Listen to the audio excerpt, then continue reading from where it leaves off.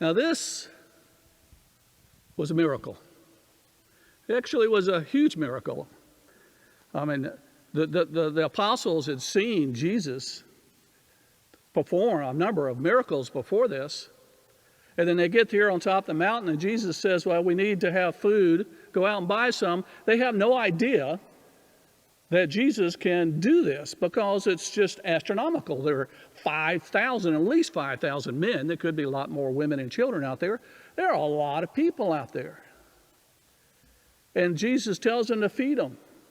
And so they just can't comprehend that Jesus can perform a miracle of this size. It rates up there with the miracles of raising the dead, like Lazarus and the little boy that died with his mother who had nobody else in the funeral procession, and the little girl who died that Jesus came and raised, and walking on the water. I mean, these are incredibly amazing, mind-boggling miracles that Jesus performed. Not that all miracles weren't amazing.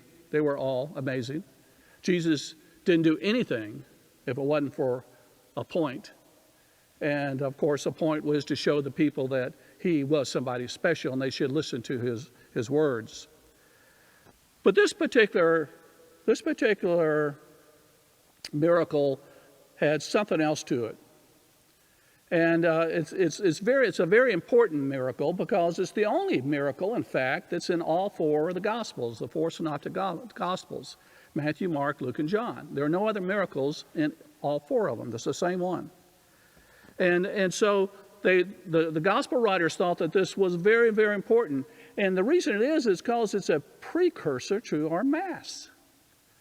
Jesus fed 5,000, just as we feed 5,000 at Mass every weekend.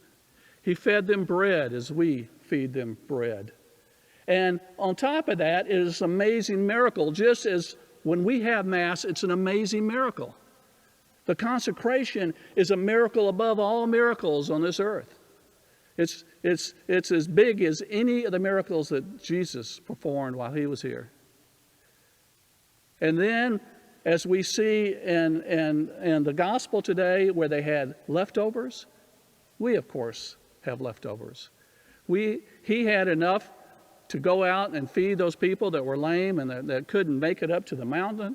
And so we have enough left in our tabernacle to take out to those who are sick, that are in hospitals, those who are bedridden and can't get out of their houses. We have leftovers also to make sure we have enough for them. There is always, always enough to go around because it is a miracle.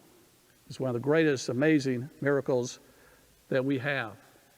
And even though it's a miracle, just like the apostles couldn't believe that Jesus was doing it, half of the Catholics in our country don't believe that this is the body and blood and soul and divinity of our Lord Jesus Christ. But we do. You and I do. Because we have something special here. And we have this Eucharist that God gave us, that Jesus gave us, just as he gave it to these people in this gospel reading today. And we can take that with us. Right now, today, we can't take it because we're stuck at home. But we will have a day soon, one day. Keep praying, keep hoping. We will have a time one day when we will be able to come back as a community and have our Lord Jesus Christ in the Eucharist.